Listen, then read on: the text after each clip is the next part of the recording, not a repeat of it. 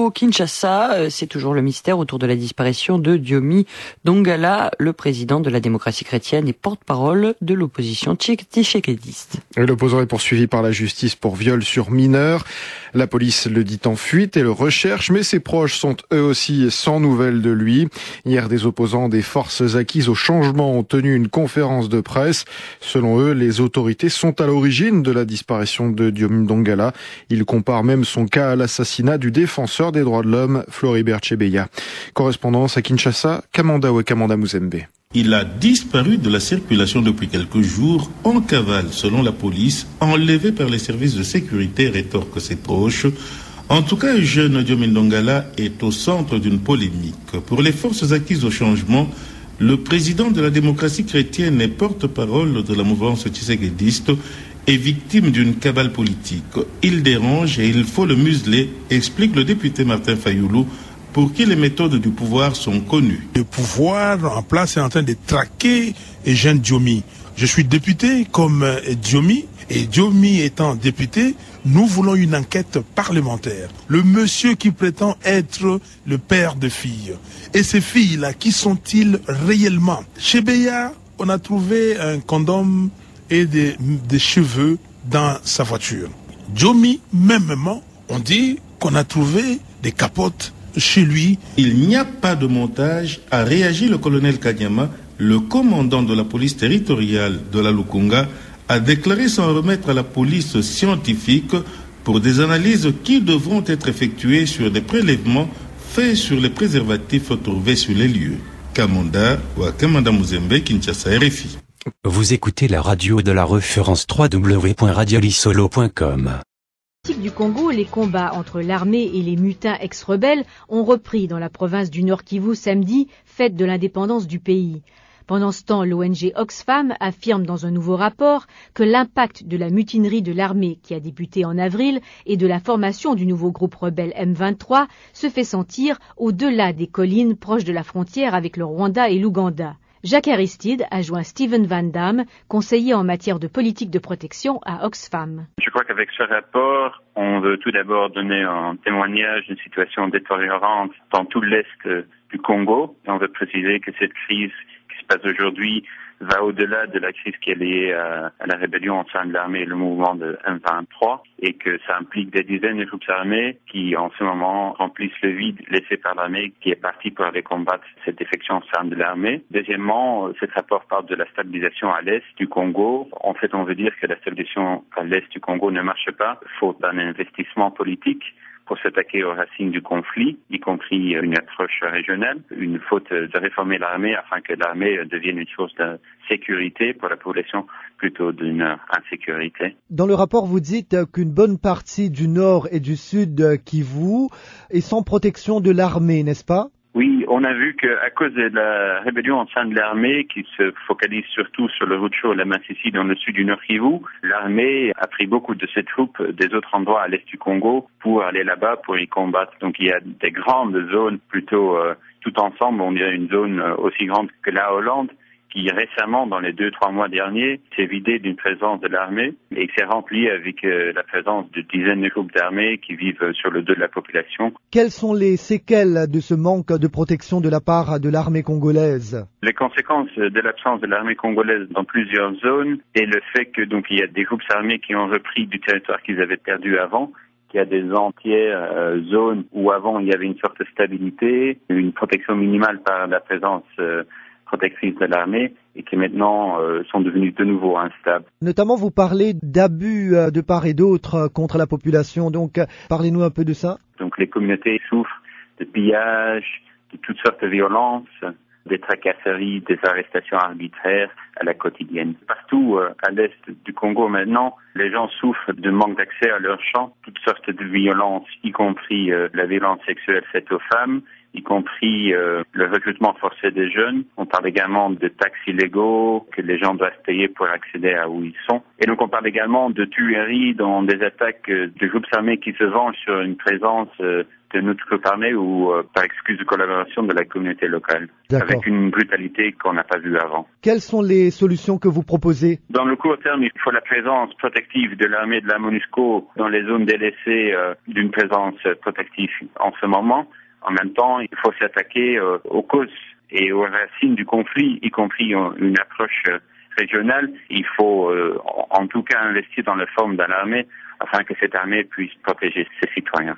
Ce qu'on veut dire vraiment, c'est que tous les médias se focalisent surtout sur ce qui se passe avec le Rwanda, mais tous ces groupes qui maintenant reprennent les territoires comme ça, et c'est là où il y a beaucoup de dégâts humanitaires, quoi. Donc, il est important de voir la crise comme une entièreté des provinces et non seulement ce qui se passe sur une colline. Steven Van Damme de l'ONG Oxfam joint à Beni au Nord Kivu en RDC. À Kabila à Lubumbashi. L'actualité chez nous au Congo, c'est la sortie de nouveaux billets à montant un peu haut. Au moins 4 billets qui vont sortir, 500 000, 10 000 et 20 000. Et la population attend cela et voir les conséquences positives ou négatives. C'était prévu pour lundi, le 2 juillet. La population est inquiète. Là, on est en train de faire la publicité de cet argent, mais la population s'est même, à un certain moment, exprimée dans différentes radios pour que le gouvernement puisse revoir cette décision au lieu de mettre au moins 4 billets au même moment dans la circulation. Et ça, la population n'a pas bien accueilli cela. La population est très sûre que la nouvelle monnaie va créer l'inflation et ça va créer la hausse des prix sur les marchés. Bertin Kabila, journaliste citoyen pour la Voix de l'Amérique. Vous écoutez la radio de la référence www.radiolisolo.com. Kinshasa, le jour de l'indépendance, n'a pas fait taire les armes, au contraire. Les hostilités ont repris samedi entre l'armée et les mutins du M23 dans la province du Nord Kivu. Les deux camps s'accusent mutuellement d'avoir relancé les combats dans les environs de Mbouzi, près des frontières avec l'Ouganda et le Rwanda. Dans le même temps, la situation se complique pour les FARDC. Les soldats sont désormais contraints de se battre sur un nouveau front à Luofu, dans le territoire de Lubero, contre une alliance entre groupes armés locaux et les extrémistes hutus rwandais FDLR. Dans tous les cas, Kinshasa accuse le Rwanda d'être à la manœuvre. Explication avec Kamanda Muzembe. Un nouvel acteur est entré dans le jeu, le PARECO, mouvement des patriotes révolutionnaires congolais. Selon des sources concordantes, le chef de ce groupe Maï Maï, le général entre guillemets Lafontaine Osikuli, a fait alliance avec les FDLR et d'autres groupes armés locaux pour attaquer l'armée gouvernementale dans le territoire de Lubero. Les combats de l'UOFO dans la nuit de samedi à dimanche auraient opposé ce groupe FARDC. C'est une alliance contre nature, il est vrai, mais une alliance qui, selon certains milieux à Kinshasa et à Goma, serait financée et appuyée par le Rwanda. Kigali est en effet accusé de retourner certains groupes armés congolais pour son compte et de manipuler quelques composantes FDLR qui auraient déjà fait collusion avec le M23. Le M23 qui est positionné dans le Rutshuru. Cette nouvelle rébellion que l'on dit pro-rwandaise et les FARDC s'affrontent à nouveau depuis le week-end. Après 10 jours d'accalmie, les deux camps se rejettent la responsabilité de l'initiative de nouveaux combats. Kamanda Muzembe, Kinshasa, RFI. Vous écoutez la radio de la référence www.radiolisolo.com. Le Conseil de sécurité des Nations Unies a rendu public le rapport du groupe d'experts indépendants sur la violation de l'embargo décrété sur les armes destinées aux groupes irréguliers en République démocratique du Congo. Le gouvernement congolais s'est dit satisfait après la publication du dit rapport. Si l'on en croit le porte-parole Lambert Mende Omalanga, qui précise que la RDC a demandé au Rwanda de démanteler sans condition et sans délai les réseaux de recrutement et de ravitaillement en hommes et armes, les forces négatives opérant dans le pays. Nous l'écoutons. Nous sommes heureux et nous saluons la décision du Conseil de sécurité de ne pas faire droit à la très curieuse requête de nos voisins qui ont souhaité bloquer la publication de ce rapport avec ses annexes, parce que c'est de la vérité que nous pouvons faire jaillir des solutions aux problèmes graves que créent les réseaux mafieux installés au Rwanda pour la sécurité et la paix dans cette région, de la région des Grands Lacs. Nous avons mis en garde nos partenaires rwandais. Nous les avons appelés à cesser d'interférer aux côtés des forces négatives qui déstabilisent la République démocratique du Congo. Nous les avons appelés à démanteler sans condition les réseaux de recrutement et de ravitaillement en hommes, en armes, en munitions et en denrées, les forces négatives.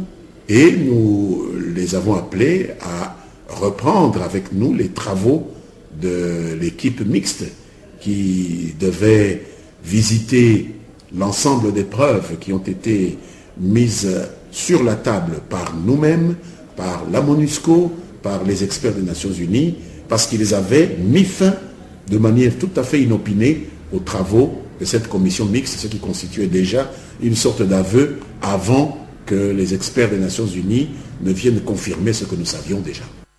Lambert Mende Omalanga, le porte-parole du gouvernement en République démocratique. Vous écoutez la radio de la référence www.radiolisolo.com. En RDC, 3 nouveaux billets ont été mis en circulation depuis lundi afin d'alléger les transactions et lutter contre la dollarisation de l'économie nationale. Les nouvelles coupures sont de 1000, 5000 et 10 000 francs congolais. Et dans l'est de la RDC, des jeunes de Goma sont toujours sans nouvelles de 3 personnes arrêtées vendredi dernier pour avoir voulu diffuser des tracts à la veille de la fête de l'indépendance. Ils appartiennent au mouvement Trop c'est trop, comme les surnomment les habitants de Goma. Serge Sivia est l'un d'entre eux. Il dénonce la mésaventure arrivée à ses camarades toujours retenus par l'Agence nationale de renseignement. Les jeunes de Goma se sont réunis sous un mouvement. Ce sont des gens qui nous donnent les noms de Trop c'est trop, mais normalement nous n'avons pas de nom. Pour le 30 juin, c'est la fête de l'indépendance de notre pays. Et pour commémorer cette fête-là, en tant que de jeunes, nous avons fait une activité d'éveil de conscience de la jeunesse et de la population. Et nous avons fustigé tout ce qui est dans le pays et qui prouve réellement que nous ne sommes pas un pays indépendant, on ne devrait pas être comme ça. Donc, ce jour-là, nous avons fait 2 messages que nous avons jetés dans la ville et 3 d'entre nous ont été interceptés par la police à 21h. Et ils ont été un jour après amenés au niveau de l'ANR et jusqu'à aujourd'hui, tout a été fait. Ils nous ont dit qu'il n'y avait pas de problème, mais ils n'ont pas encore été relancés. Qui sont ces 3 personnes? Il y a Micheline Mwendike, il y a Baraka Pascal, il y a aussi Gonango Ikasongo. Aujourd'hui, qu'est-ce que vous demandez aux autorités de la RDC? En fait, ce que nous demandons aux autorités, c'est qu'ils nous disent chaque jour que nous sommes dans un état de droit, que vraiment ils fassent preuve de grandeur. Ils nous disent qu'ils ont besoin du changement. Et comme il y a des jeunes qui ont besoin du changement, qui veulent contribuer à leur manière à éveiller la conscience de la population, à contribuer, de leur permettre de faire cela. Et notre pays, c'est un pays qui s'appelle être démocratique, qui le prouve en libérant les gens qui ont défendu leurs droits, en permettant que le mouvement puisse éveiller la conscience. Parce que tout ce que nous faisons, nous le faisons dans la non-violence, nous faisons dans la démocratie la plus grande possible. Serge Sivia joint à Goma. Je m'appelle Mirou Guinestor, un journaliste pour la télé de Sangani. Ce qui se passe aujourd'hui, c'est à plus de 500 km de la ville, les éleveurs Mororo, il s'agit des éleveurs étrangers. Ils ont opéré un carnage à Anguiri, c'est-à-dire à l'un des districts de la province orientale, dans le Bas-Ouélé. Ils ont opéré un carnage, ils ont tué 20 personnes et il y en a 4 qui sont blessés.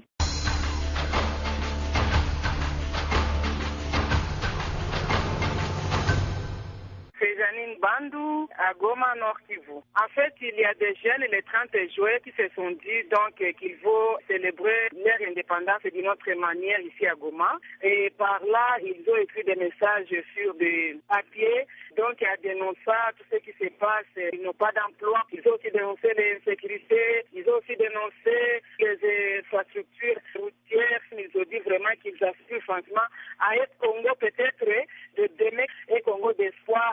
Et Congo, en fait, où tout le monde vraiment vaquera ses occupations sans problème. Vous êtes branché sur la 3xW radiolisolo.com. Toujours pas de certitude autour de l'hypothétique voyage de François Hollande à Kinshasa. Le président français hésite à participer au 14e sommet de la francophonie prévu le 12 octobre prochain au Congo.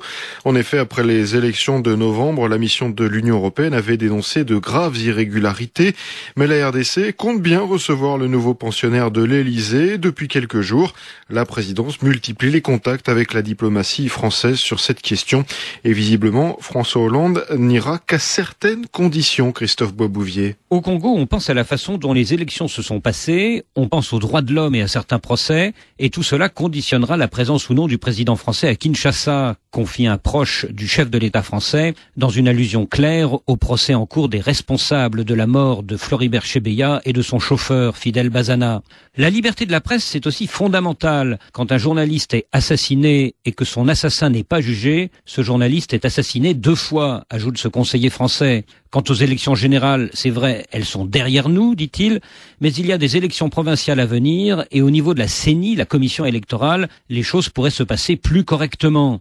Pour ou contre, les initiatives se multiplient. Pour ce sommet avec François Hollande, le ministre congolais des Affaires étrangères, Raymond Tshibanda, est venu mercredi dernier à Paris, où il a rencontré le secrétaire général de l'OIF, Abdou Diouf, et la ministre française de la francophonie, Yamina Benguigui.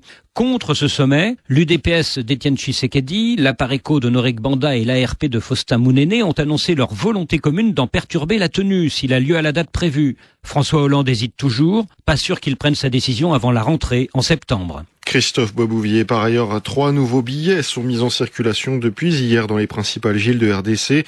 Ces coupures de 1000, 5000 et 10 000 francs congolais doivent servir à alléger les transactions et lutter contre la dollarisation de l'économie nationale.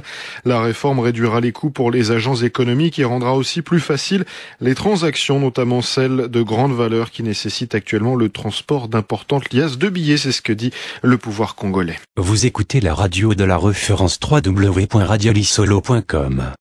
Est de la République démocratique du Congo, les combats entre l'armée et des mutins ex-rebelles ont repris depuis samedi, jour de l'anniversaire de l'indépendance du pays dans la province du Nord Kivu. En solidarité avec les populations de l'Est du pays qui subissent ces combats, cet anniversaire de l'indépendance, le 30 juin 1960, n'a pas été célébré.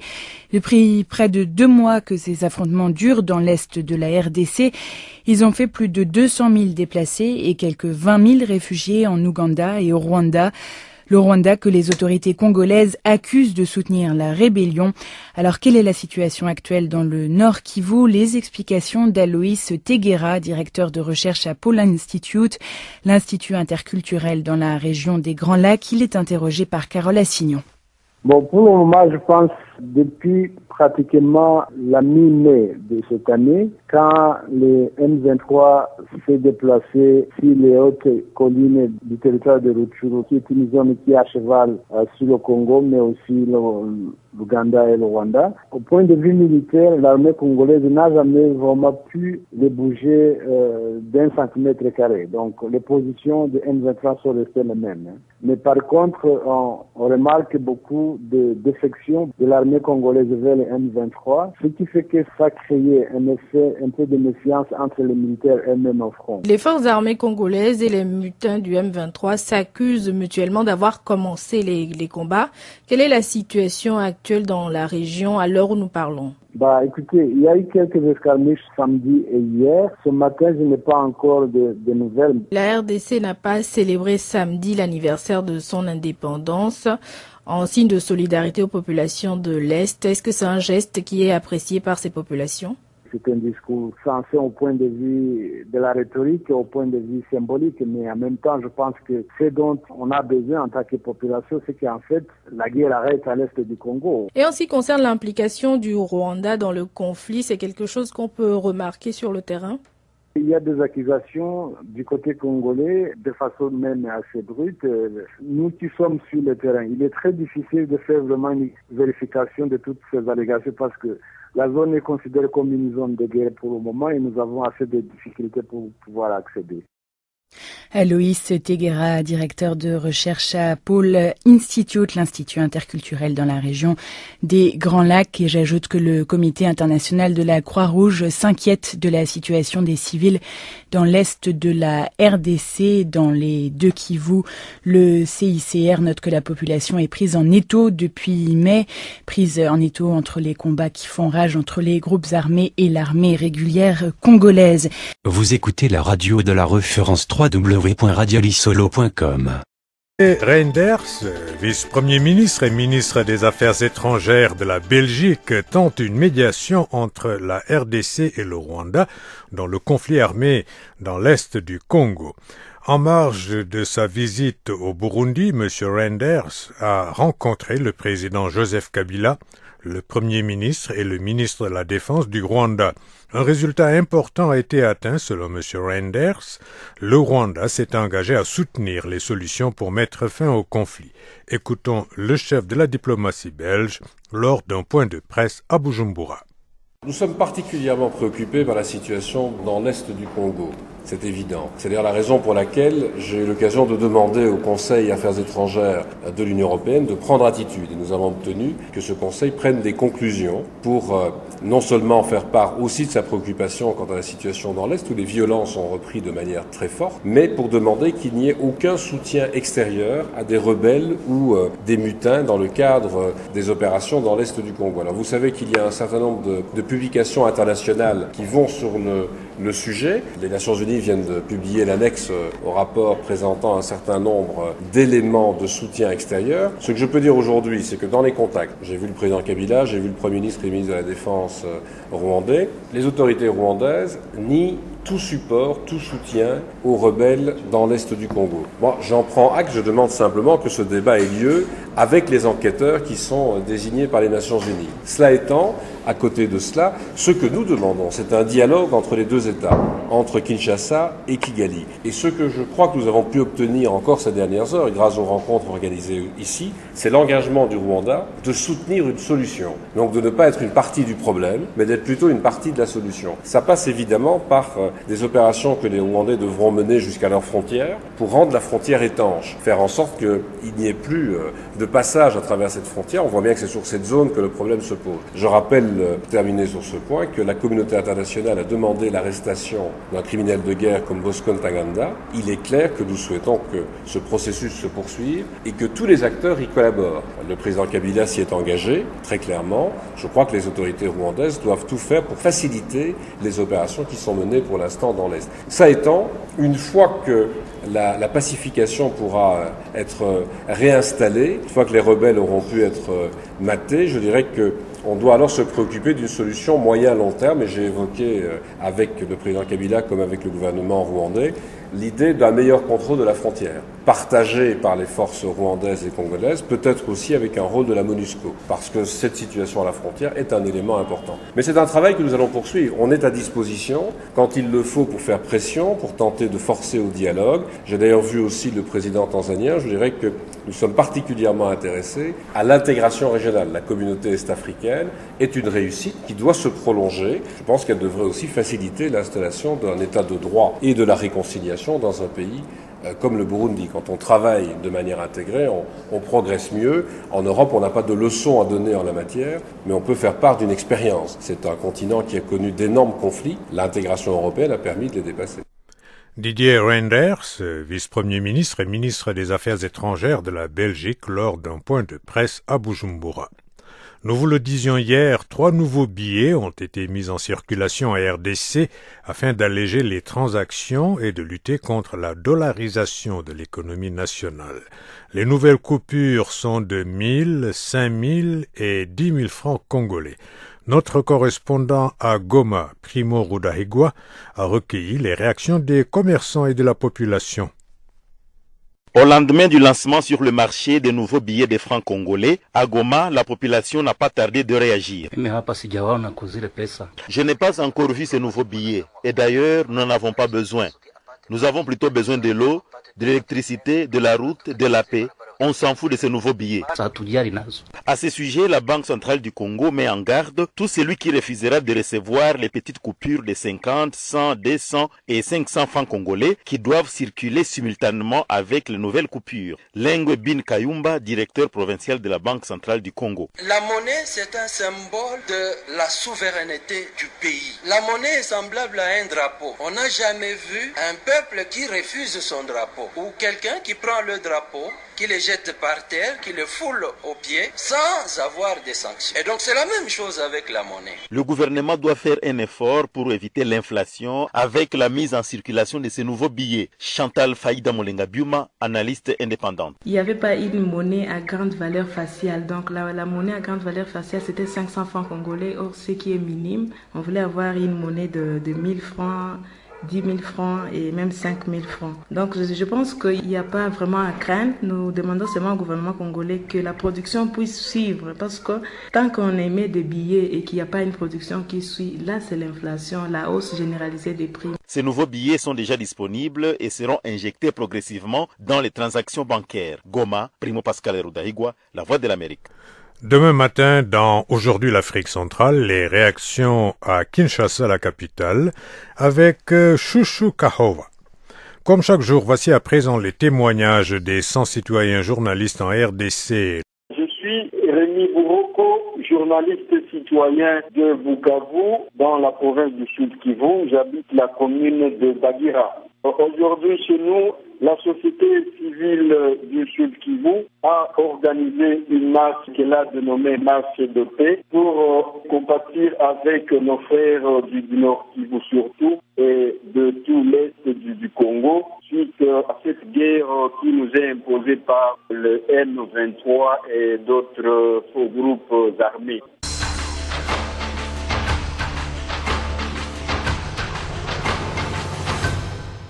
C'est Olivier Soumaïdi Singombe, citoyen journaliste de l'ICACI, étudiant à l'université de l'ICACI à la faculté des lettres. D'abord, à l'ICACI comme ailleurs, tout tourne autour de la situation sécuritaire de l'Est du pays, avec des guerres incessantes qui inquiètent tout le monde. Il y a aussi la sortie des nouveaux billets. Il n'y a que des critiques, des lamentations et surtout des plaintes. Des plaintes donc, bref, la population ne veut pas de ces billets-là, mais leur souhait est qu'au lieu de produire ces nouveaux billets, que le gouvernement mette d'abord fin à la situation sécuritaire à l'est de la RDC.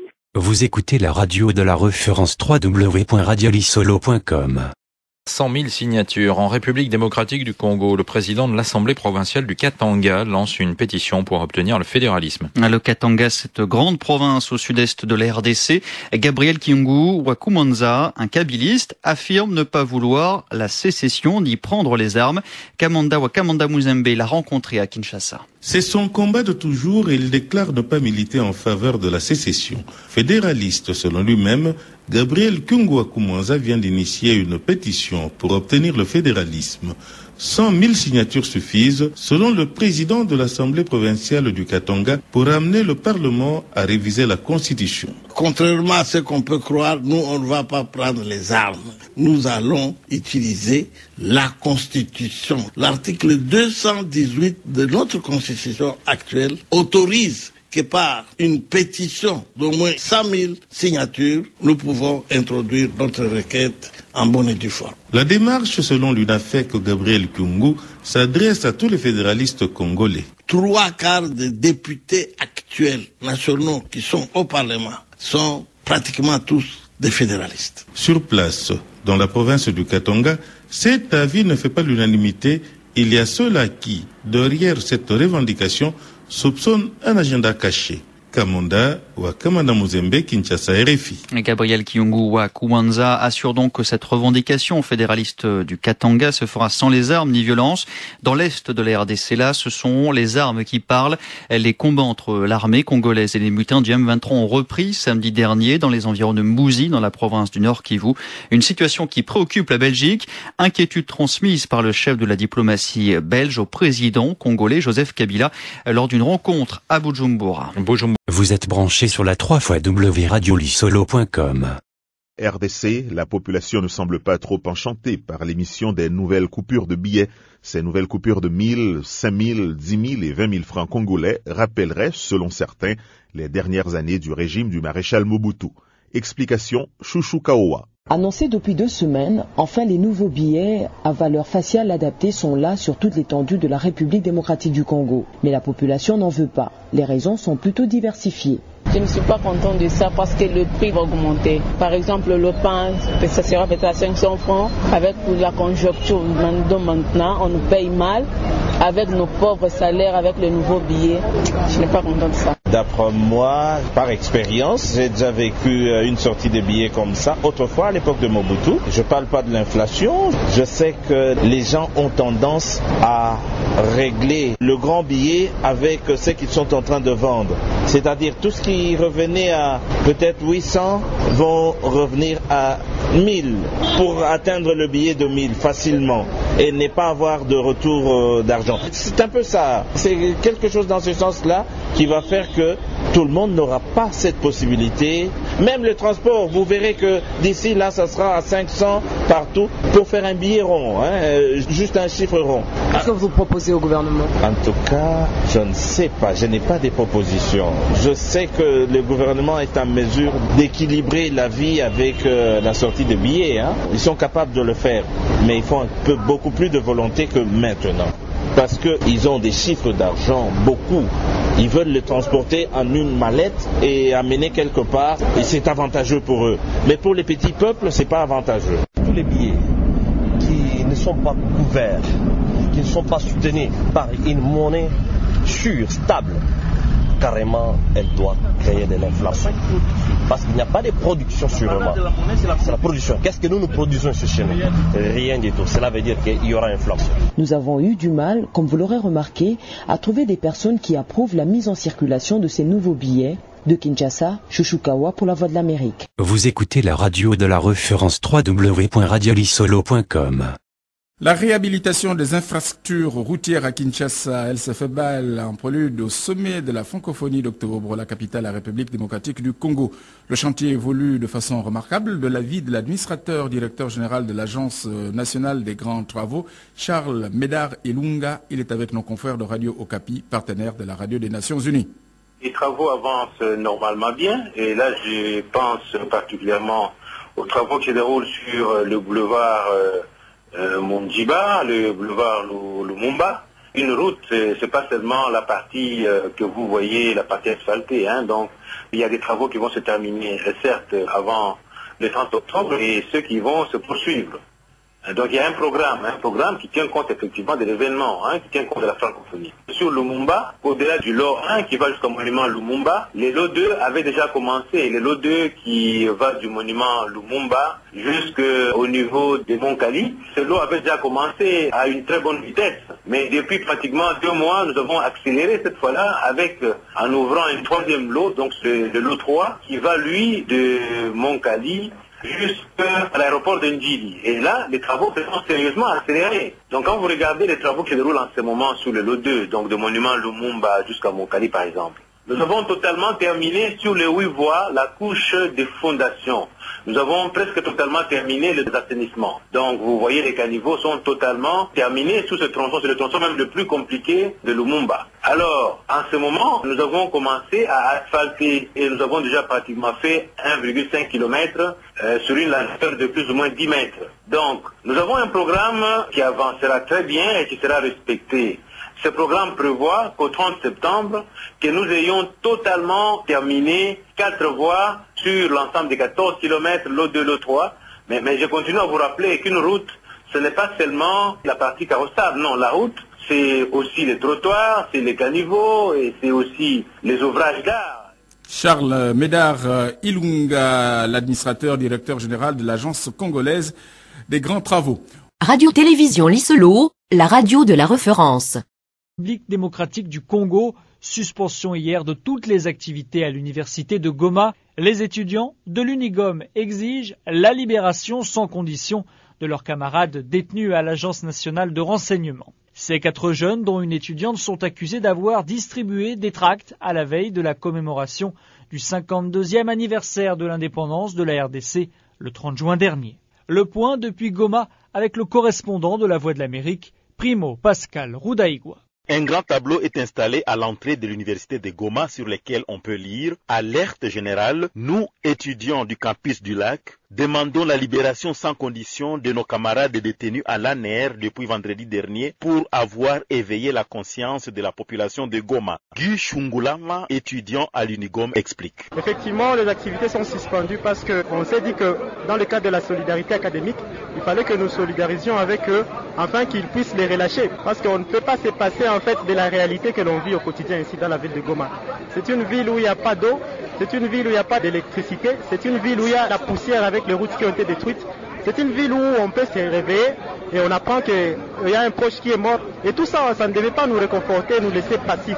Une certaine opinion locale a développé la thèse selon laquelle ces jeunes seraient manipulés par la rébellion de M23. Cela a poussé le Conseil provincial de la jeunesse du Nord Kivu, une organisation proche du pouvoir, de faire une déclaration. Guy Kibira est le responsable de ce conseil provincial. Aux jeunes de la province du Nord Kivu de demeurer soudés et de rejeter toute tentative d'instrumentalisation de la part des ennemis de la République démocratique du Congo. Les jeunes arrêtés sont nommés Mouvement Trop c'est trop, Révolution verte. Cette appellation fait croire à un mouvement semblable au printemps arabe. Guy Kibira invite les jeunes à plus de vigilance. Nous en appelons à tous les patriotes, en particulier les jeunes, de demeurer plus que jamais soudés et prêts à assurer l'intégrité et l'unité de la République démocratique du Congo dans ses frontières, dans l'objectif de contourner la fameuse aventure de la balkanisation de la République démocratique du Congo. Les tractations se poursuivent entre les délégués des jeunes et les responsables de l'ANR. Toutefois, les étudiants de l'université de Goma conditionnent la reprise des activités au campus du lac par la libération de tous les jeunes détenus à l'Agence nationale des renseignements. Goma, Primo Pascal Rudaigua. Jean-Luc Katombe, un journaliste résident à Lubumbashi. La pétition qui a été initiée par le président de l'Assemblée provinciale pour le fédéralisme, il suffit juste qu'il puisse recueillir 100 000 signatures sur la Constitution, le fédéralisme de la province. Vraiment beaucoup de polémiques à Lubumbashi. Et les gens en parlent, comment est-ce que ça va se passer? Est-ce que c'est par les armes ou bien ça va se passer pacifiquement? Alors, certaines personnes sont d'accord pour les fédéralistes. La province, vraiment, selon ses potentialités, il ne bénéficie pas vraiment trop de cette potentialité. Et pour certaines, c'est une façon aussi de créer des troubles et de diviser le pays. C'est pas vraiment du tout bien.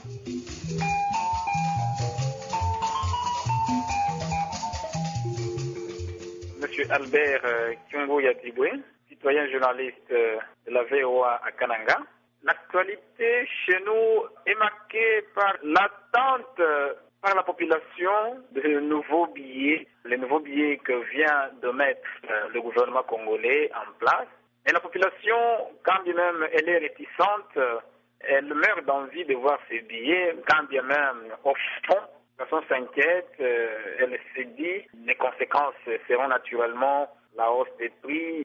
Et en dehors de ça, la recherche des Chinois, ils avaient commencé l'aménagement des routes, ils ont laissé les tout en stand-by, on ne comprend plus rien. La population se pose des questions de savoir où sont passés les Chinois. On les voit ça et là en train de vendre de la caillasse, vendre du sable, les engins qu'ils avaient amenés pour l'entretien des routes. On a converti ça en matériel d'achat et de vente de matériaux de construction. Vous écoutez la radio de la référence www.radiolisolo.com. Première escale ce soir, la République démocratique du Congo. Aux dernières nouvelles, les rebelles du M23 revendiquent des gains dans leurs affrontements ce jeudi contre les forces régulières. Les FARDC n'ont pas pu déloger le M23 de certaines positions dans le territoire du Rutshuru, affirme communiqué du groupe, une information confirmée d'ailleurs de sources indépendantes.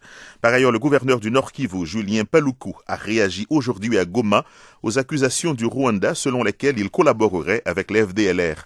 Il aurait sollicité en juin dernier de la MONUSCO le transport aérien à destination de Mutongo dans le territoire de Walikale de 8 personnes, dont Nzabonimpa Joseph et Morego Faustin, qui figurent sur la liste des génocidaires rwandais. Pour le gouverneur du Nord Kivu, il s'agit d'un faux fuyant pour distraire l'opinion internationale suite à un rapport des Nations Unies sur l'appui du Rwanda au mutin du M23. Écoutons Julien Paluku. Je tiens à préciser à la presse que la lettre signée à direction de la MONUSCO est une lettre officielle qui a des annotations, qui a des numéros du bureau du gouverneur adressés à la MONUSCO. Alors, devant les regrets de violence, l'Église du Christ au Congo, ECC, comme je l'ai signalé dans les lettres que je vous ai présentées tout à l'heure, qui est un acteur principal dans la recherche de la paix et réconciliation, prendra à la suite donc de ces regrets de violence les taureaux par les cornes pour tenter de sensibiliser les quelques FDLR ayant échappé aux opérations qui datent de 2009, l'objectif étant de faire référence au communiqué de Nairobi qui a lié pression militaire et sensibilisation. C'est ainsi qu'en date du 6 juin 2012, le deuxième vice-président national de l'Église du Christ au Congo, l'ambassadeur de la paix, le révérend Milenge Mwenelwata, adressera 3 lettres d'invitation à M. Karel Lord du Centre pour la communication interculturelle Miss Jones Veien, 34 N 4024 Stavanger, Norvège. Le même vice-président national de l'ECC adressera une deuxième lettre à M. Mourego Faustin à Bruxelles, Royaume de Belgique. Et la troisième lettre que l'ECC adressera sera destinée à M. Nzabonimpa Joseph à Bruxelles, Royaume de Belgique. Explication du gouverneur du Nord Kivu, Julien Paluku, au micro de notre correspondant à Goma, Primo Pascal Roudaïgua. Nous restons en RDC pour notre volet quotidien sans citoyens journalistes. La Voix de l'Amérique s'associe à ce projet pour couvrir les événements en République démocratique. Valérie Biladji Salima, citoyenne journaliste de Kisangani. Qu'est-ce qui se passe? C'est la nouvelle que le gouverneur en intérim a visité le parc national, précisément à Ipoulou, où la semaine dernière, il y a eu un massacre de 14 Okapi qui vivaient en captivité. Il y a eu 200 personnes qui sont allées par force avec eux dans la forêt. Et aussi, le bâtiment administratif du parc a été aussi mis en sac.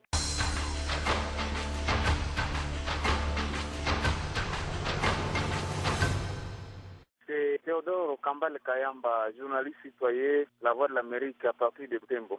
À Butembo, au niveau de Kakwangura, donc de la prison de Kakwangura, Butembo, hier, il y a un détenu qui avait rendu l'âme répondant au nom de Katsongo Kamala, qui est mort au niveau de l'hôpital de Kitatumba. Il est mort d'une maladie diarrhéique, c'était la diarrhée qu'il a pu faire de son âme. Donc cette individu s'est retrouvé au niveau du cas concret, donc c'est une prison qui se trouve ici à ville de Butembo. Vous écoutez la radio de la référence www.radiolisolo.com. Hollande participera au prochain sommet de la francophonie prévu cet automne à Kinshasa. Vous avez aujourd'hui à l'Élysée 2 thèses.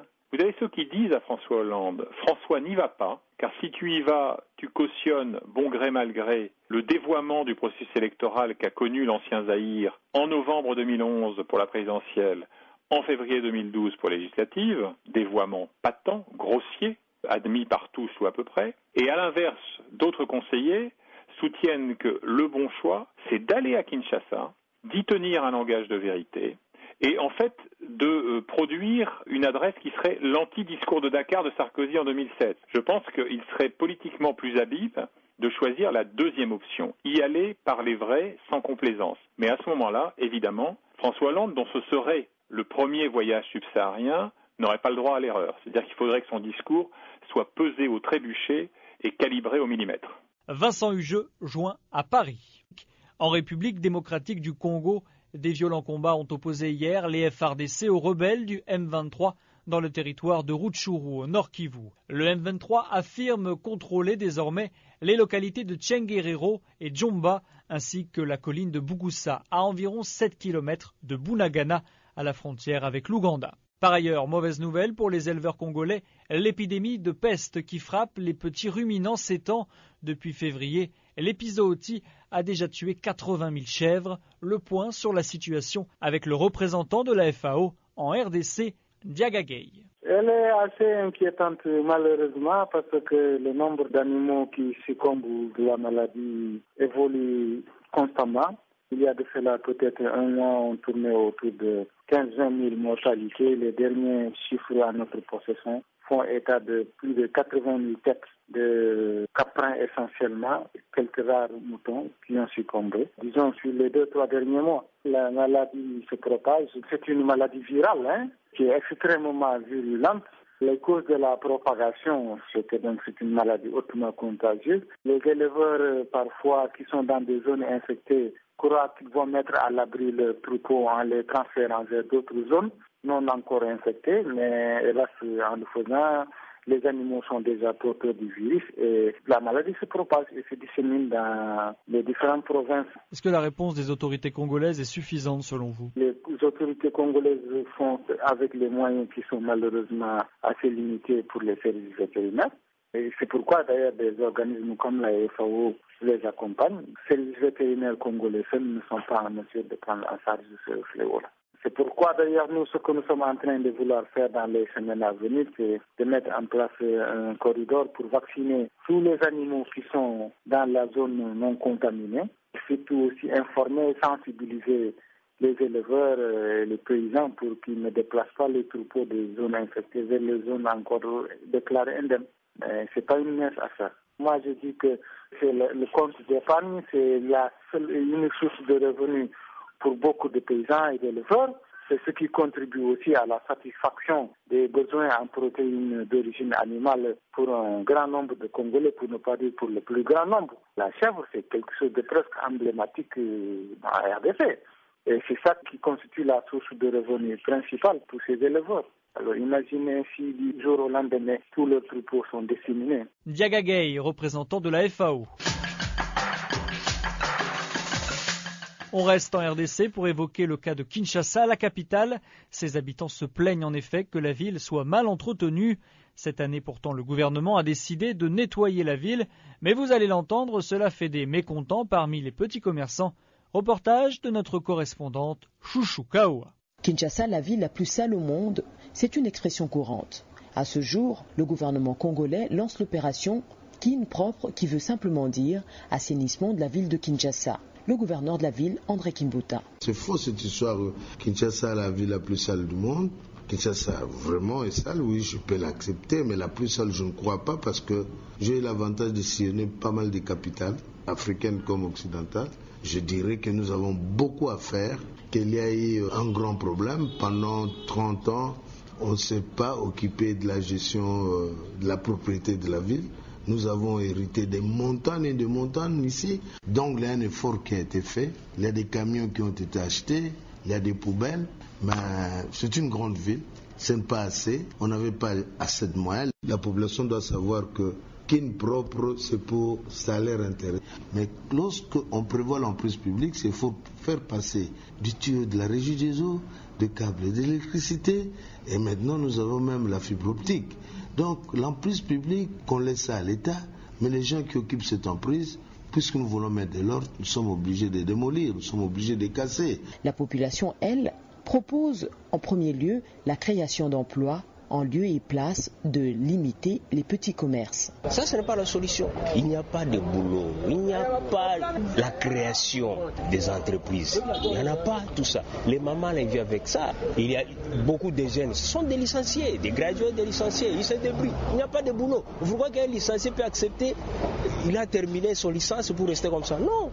Il fait ça, il fait des petits business là pour c'est ce qu'on vit avec. Il paie les loyers, les minervas des enfants, consorts, etc., etc. Ça, ce n'est pas la solution. C'est l'opération Kin propre, oui, mais ça, ce n'était pas la première position, commencer à chasser les mamans et des jeunes frères et tout ça. Non. L'opération assainissement de la ville de Kinshasa a créé depuis lors quelques malheureux parmi la population quinoise. De Kinshasa, Chouchou Kaoua pour la Voix de l'Amérique. Va Valérie Biladi Salima, citoyenne journaliste de Kisangani. Qu'est-ce qui se passe? C'est la nouvelle, le gouverneur en intérim a visité le parc national, précisément à Ipoul, où la semaine dernière il y a eu un massacre de 14 Okapi qui vivaient en captivité. Il y a eu 200 personnes qui sont allées par force avec eux dans la forêt, et aussi les bâtiments administratifs du parc a été aussi mis en sac.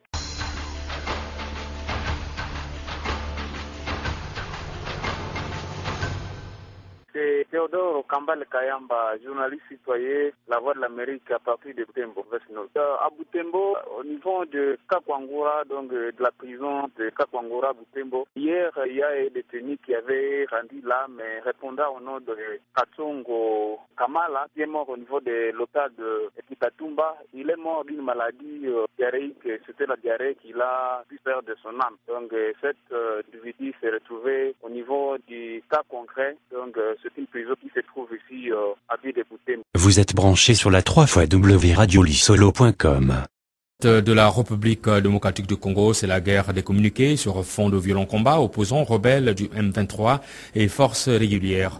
La ville de Djomba serait aux mains des rebelles qui évolueraient vers le parc national de Virunga. Okay. Vous êtes branché sur la 3xwradiolissolo.com. Donc Anne, ce journal par la situation dans l'est de la République démocratique du Congo. Les rebelles gagnent du terrain au nord Kivu. La localité de Bunagana est tombée hier aux mains du mutin du M23 au terme de combats avec l'armée congolaise. Et il s'agit d'un important poste frontière avec l'Ouganda. On ne dispose pas pour le moment de bilan précis après ces combats. Ce qu'on sait, c'est qu'un casque bleu indien de la MONUSCO présent sur place pour protéger les populations civiles a été tué. On fait le point avec Amanda Wakamanda Muzembe. Ils ont investi Bunagana vendredi matin et ils ont annoncé leur intention de se retirer pour laisser la police locale assurer l'ordre et la sécurité ensemble avec la MONUSCO. Les rebelles du M23 ont également fait état du retour à Bunagana des habitants qui avaient fui vers l'Ouganda. Mais c'est un exercice connu de tous les temps. La population revient la journée et retraverse la frontière à la nuit tombante pour éviter toute mauvaise surprise. Le M23 aurait en tout cas l'ambition de renforcer ses positions dans toute la contrée. Vendredi, ses troupes ont encerclé Rutshuru centre avant d'occuper la petite localité de Rwanguba. De leur côté, les FARDC ne semblent pas vouloir baisser les bras. Au contraire, les troupes gouvernementales auraient réussi quelques performances sur l'axe Mbuzi. Toutefois, fort des succès obtenus à Djomba, Tchengerero et Bunagana, le M23 s'estime aujourd'hui en droit de réclamer à nouveau des négociations avec le gouvernement. Kamanda Muzembe, Kinshasa, RFI. Et j'ajoute que les Nations Unies ont condamné la mort du casque bleu tombé dans ces combats et appelé le gouvernement congolais à faire en sorte que les responsables de ces attaques soient traduits en justice. Vous écoutez la radio de la référence www.radiolissolo.com. Armé dans l'est de la RDC, le porte-parole des mutins, le colonel Vianney Kazarama, a dit à la Voix de l'Amérique que le M23 avait mis en déroute les forces armées congolaises et qu'il contrôlait la ville de Bunagana avec en leur possession des véhicules tout-terrain et des armes lourdes. La mission onusienne a annoncé la mort d'un casque bleu indien lors des combats de ce vendredi matin dans cette ville du Nord Kivu, à la frontière avec l'Ouganda. Ces affrontements ont provoqué des déplacements de population. De nombreux habitants de Bunagana ont été obligés de passer de l'autre côté de la frontière et se trouvent ainsi en Ouganda avec environ 600 soldats des FARDC, l'armée régulière. Hier, les combattants du M23 ont pris le contrôle du village de Djomba dans la même zone. Le bleu indien de la MONUSCO a été mortellement blessé ce vendredi matin en RDC lors des combats opposant les rebelles du M23 et l'armée congolaise. Cela s'est passé à Bunagana, dans l'est du pays, près de la frontière avec l'Ouganda. Après Djomba, Tchengerero et Bunagana, les rebelles progresseraient à présent vers la ville de Rutshuru. Nicolas Pinault a joint le lieutenant-colonel Vianney Kazarama, le porte-parole du M23.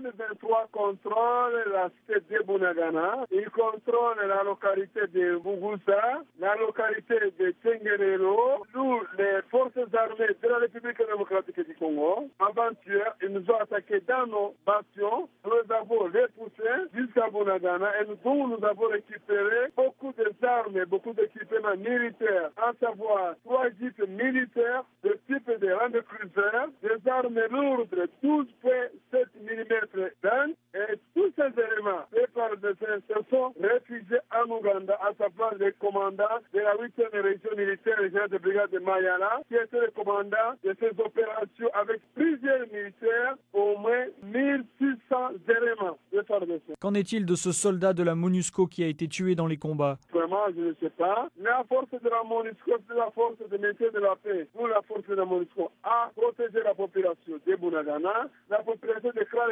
qu'aucune victime de la part de la population. Deuxième élément très important, nous, comme M23, nous venons d'évacuer nos militaires dans la cité de Bunagana, la cité de Tengerero et Jomba. Nous rentrons toujours dans nos bastions de Rioni et Mbouzi et Tanzo. Jusqu'où comptez-vous aller? Non, nous demandons au gouvernement de Kinshasa de venir sur les accords, d'appliquer les accords. Et vous savez, parmi nos accords, il y a aussi la bonne gouvernance. On ne peut pas gouverner un pays sans la démocratie. La démocratie, c'est les fondations du pouvoir. C'est pourquoi nous demandons au gouvernement de Kinshasa de venir s'asseoir avec nous pour traiter les problèmes de la sécurité à l'est de la République démocratique du Congo, à savoir les retours des réfugiés congolais, le traque des FDL, la sécurité à l'est, et bien la vérité des urnes. Le lieutenant-colonel Vianney Kazarama du M23 joint à Bunagana. Selon les officiels ougandais, des milliers de civils congolais se sont déversés de nouveau dans leur pays, y compris environ 600 militaires de la RDC. Les mutins auraient progressé vers Rutshuru centre où, jusqu'à ce soir, la population est paniquée au vu des militaires qui fuient leur position. Les États-Unis dénoncent l'action des rebelles du M23. Le point depuis Goma avec notre correspondant Primo Pascal Rudaigwa. Le conseiller spécial de l'ambassade des États-Unis, Berlie Werkley, de passage à Goma en provenance de Kigali, interdit tout soutien aux rebelles du M23. J'ai passé encore le message à Kigali avec force et je porterai le message avec force. Le soutien extérieur pour le groupe M23 doit stopper, doit cesser. Pendant ces temps, c'est la chasse aux jeunes qui continue à Goma. Le nombre de jeunes arrêtés à l'Agence nationale des renseignements s'élève maintenant à 5 depuis une semaine. Le gouverneur du Nord Kivu, Julien Paluku, s'insurge contre ce mouvement de la jeunesse. Révolution verte pour venir faire quoi? On fait face à ce qu'il y a comme M23. On fait face à Raya Mutombo qui veut opposer les communautés Tembo avec les Hutus. On fait face à l'histoire de Walikale. On fait face à La Fontaine, Kahasha, Mboneza. On fait face à Hilaire qui est d'Abeni. Et vous voulez aussi encore créer à Goma quoi? Une révolution verte. Et si déjà, ça fait partie des éléments de M23 qui veulent soulever la ville, devons-nous nous taire? Les membres des familles des jeunes arrêtés n'ont plus leurs traces depuis quelques jours, mais les autres jeunes sont déterminés à rester solidaires avec leurs camarades. Cet étudiant de l'université de Goma a requis l'anonymat pour sa sécurité. On dit qu'il y a une politisation. Jusqu'à quand on essaierait un peu de dire de telles choses? Qu'ils prennent des responsabilités et qu'ils soient conscients en fait de ce qu'ils doivent faire pour le... Donc c'est important qu'ils les relâchent. Et nous, tant que ces gens ne seront pas relâchés, nous afficherons notre solidarité à leur égard. Goma, Primo Pascal Rudahigwa, La Voix de l'Amérique. Richard, journaliste citoyen en Bouge-Maï. La mise en circulation des nouvelles coupures de la monnaie sur le marché, notamment les billets de 1000 francs, 5000 francs et 10 000 francs. Et cela a fait que, juste à l'annonce, dès le lundi, le taux d'échange sur le marché local a pris l'ascenseur. La devise américaine, le dollar, a quitté les 920 taux normal de change pour atteindre 95-96 jusqu'à 98, en fait 980 francs les dollars.